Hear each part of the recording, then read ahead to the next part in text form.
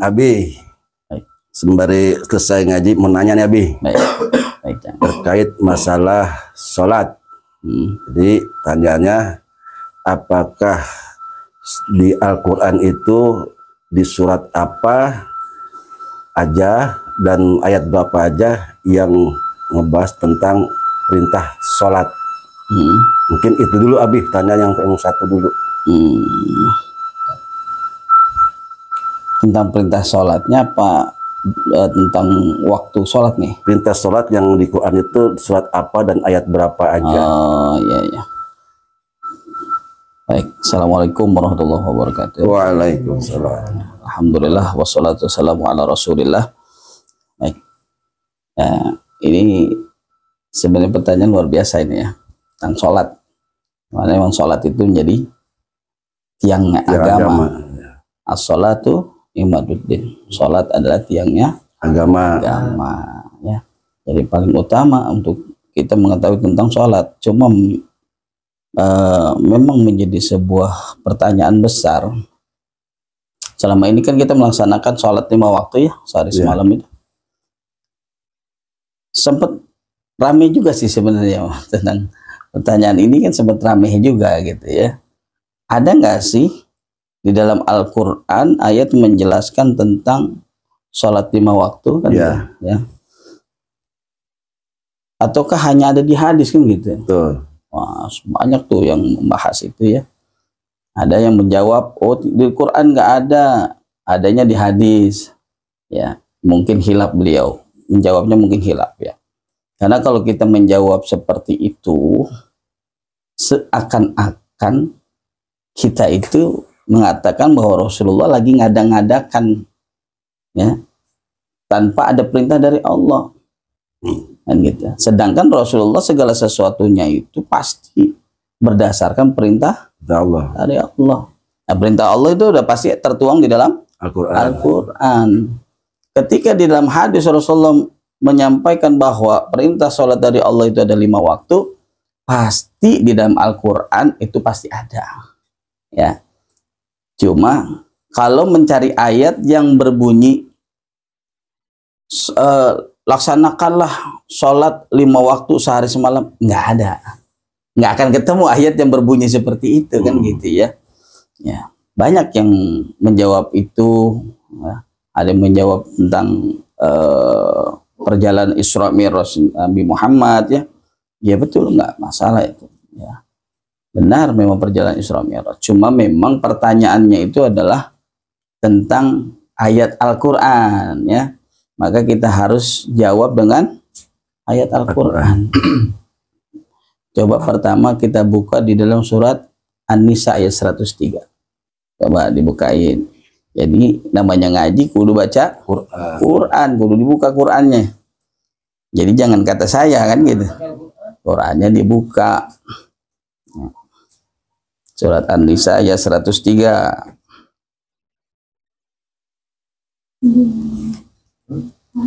Jadi di sini sebenarnya cukup dengan 3 ayat dijelaskan.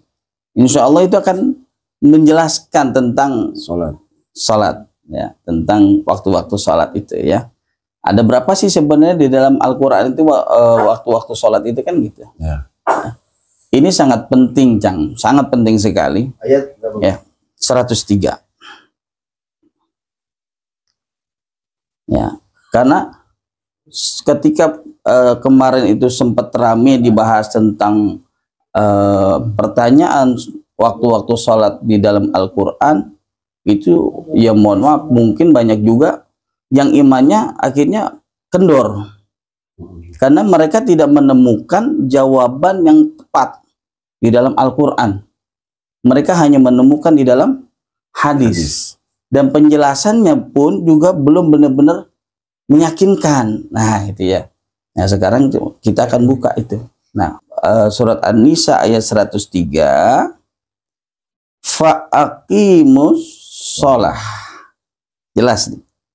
Diawali dengan fa'aqimus sholah. Berarti jelas di sini menjelaskan tentang sholat. Fa'aqimus sholah, maka dirikanlah sholat. Inna sholata kanat alal mu'minina kitaban mawquta. Sesungguhnya sholat itu diwajibkan atas orang-orang yang beriman yang telah ditentukan waktunya. Ya, maka kita garis bawahi itu yang telah ditentukan waktunya. Ini merupakan kata kunci. Untuk apa? Untuk kita memahami tentang waktu-waktu sholat. Di dalam Al-Quran, memang Allah tidak menyebutkan jumlah waktu sholat, tidak. Ya, seperti yang tadi ayatnya, laksanakanlah sholat sehari semalam 5 waktu, yang nggak akan ketemu. Karena memang Allah tidak menyebutkan jumlah waktu sholat, tetapi Allah menyebutkan ketentuan waktu sholat. Nah, sekarang begini, Cang. Kira-kira kalau kita mengetahui ketentuan waktu-waktu sholat itu, bisa dijumlah nggak? Bisa, kalau kita tahu. Nah, kalau kita tahu, bisa dijumlah kan? Iya. Nah, contoh, misalkan, nah, Kang Emen nih, mandi nih tiap hari kan? Mandi. Ya. Ya, Kang Emen mandi nih tiap hari nih. Ya. Nah, ketentuan mandinya Kang Emen pagi, siang, sore, malam. Pertanyaannya, berapa kali Kang Emen mandi sehari semalam? Hari juga kalau lagi mau. Lagi mau, ya.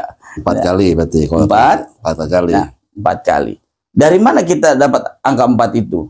Padahal di penjelasan tadi kan nggak ada angka 4 kan? Kang Emen mandi pagi, siang, sore, malam. Kan nggak ada penyebutan angka 4 kan? Tapi bisa dijumlah nggak? Bisa. Bisa dijumlah. Ya, 4 kali mandi. Itulah yang sebenarnya di dalam Al-Quran Allah tidak menyebutkan jumlah sholat, tetapi Allah menjelaskan ketentuan waktu Sholat. Yang dimana ketika kita mengetahui ya ketentuan waktu-waktu sholat itu, bisa dijumlah nggak? Bisa. Nah, hadis Rasulullah pun berdasarkan dari ketentuan waktu sholat yang ada di dalam Al-Quran. Itu yang pertama, ya. Faqimus shalah, maka dirikanlah sholat. Inna sholata kanat 'alal mu'minina kitaban mawquta. Sesungguhnya sholat itu diwajibkan atas orang-orang yang beriman yang telah ditentukan waktunya. Nah, sekarang kita harus mengetahui apanya? Waktu sholatnya. Kan gitu ya? Waktu sholatnya. Sekarang dibuka surat Hud ayat 114. Nah, kan enak ngaji. Kalau ngaji ya kudu baca Quran. Panduannya Quran.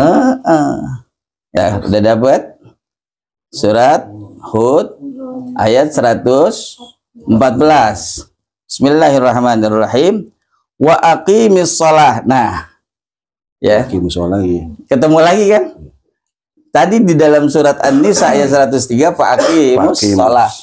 Di surat Hud ayat 114 wa aqimis shalah, sama, dan laksanakanlah salat. Jadi ayat ini di surat Hud ayat 114 jelas menjelaskan tentang salat, bukan tentang tasbih, bukan tentang zikir dan lain sebagainya, tapi tentang salat. Wa aqimis shalah, dan dirikanlah salat. Tarafain nahari wa zulufan minal lail. Ya. Pada kedua ujung siang dan pada bagian permulaan malam. Nah, ini yang harus kita pahami. Ya. Kedua ujung siang, ya. Dan laksanakanlah sholat pada kedua ujung siang. Pertanyaannya, kedua ujung siang itu bagaimana penjelasannya? Ya, banyak penafsirannya. Ya. Tapi di sini saya menjelaskan kedua ujung siang itu, pertama, Berarti kan ujung siangnya ada dua nih, Iya. ya, karena kedua ujung siang. Ujung siang yang pertama di mana ketika matahari berada di tengah-tengah ujung itu, ya. Zuhur. Maka itu masuk waktu sholat Zuhur. zuhur. Dapat kita, ya, sholat zuhur. Ujung siang yang kedua itu adalah perpindahan dari siang ke petang atau sore hari. Ujung siang nggak? Ujung siang. Ya, karena penghabisan siang. Ya, dari siang mau ke sore hari. Makanya lihat, itu disebutnya waktu apa? Asar. Sholat Asar. asar. Ya, ujung siang yang pertama yaitu Tengah matahari. tengah matahari, pelaksanaan sholat Zuhur. zuhur. Ujung siang yang kedua penghabisan siang Menjelang sore. menjelang sore masuk sholat Asar. asar. Berarti kedua ujung siang adalah waktu sholat zuhur dan Asar. asar. Ketemu dah tuh. Temu dua kita, ya.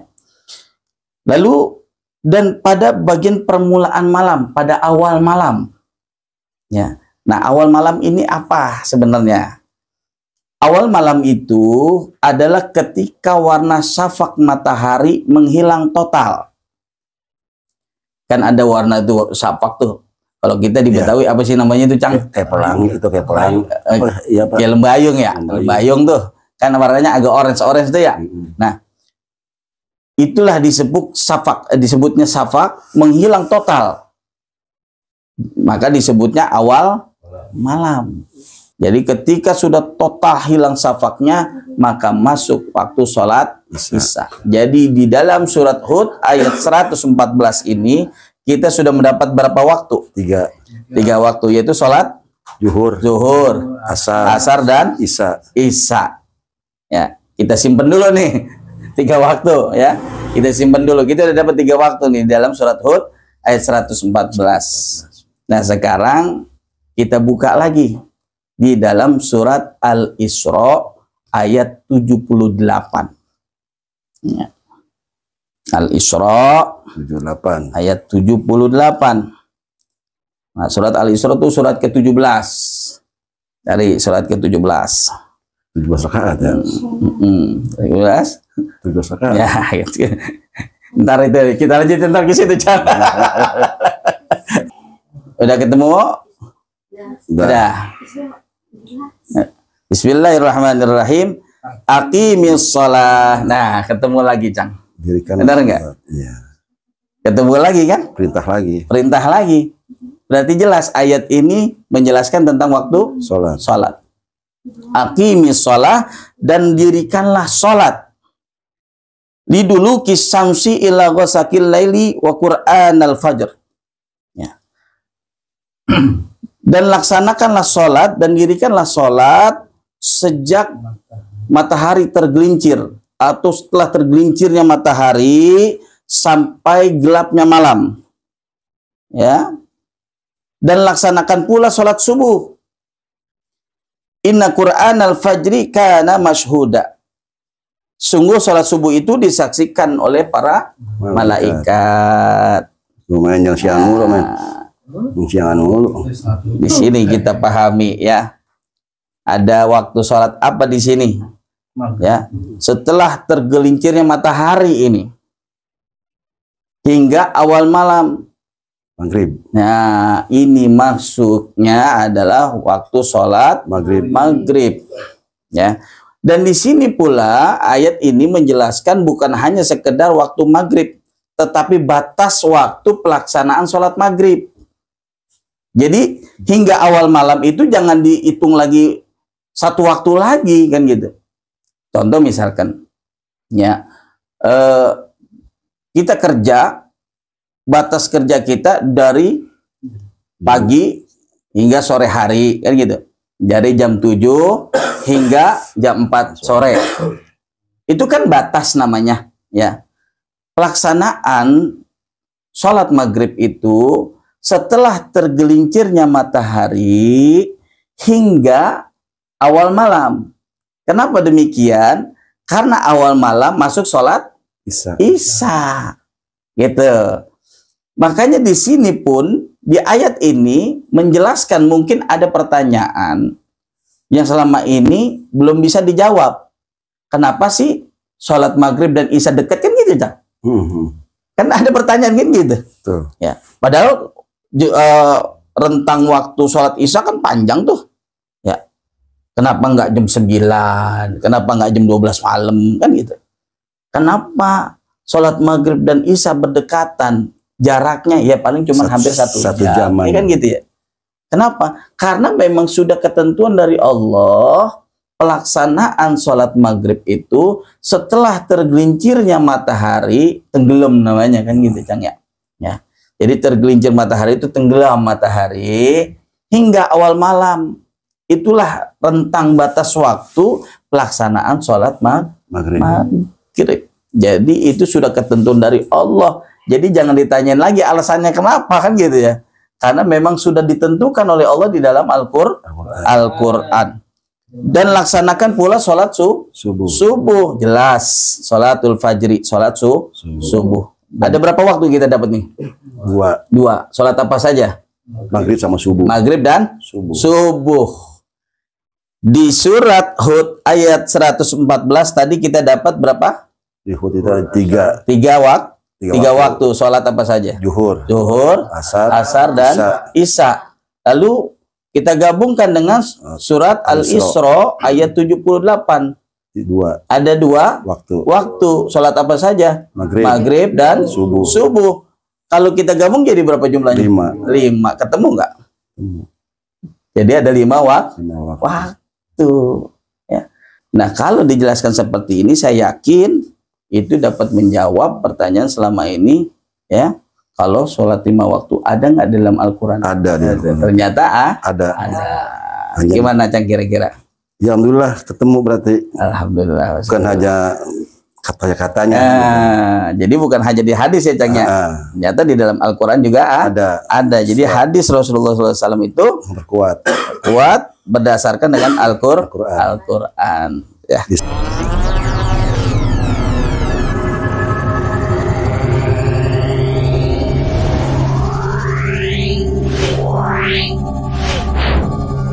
Yeah.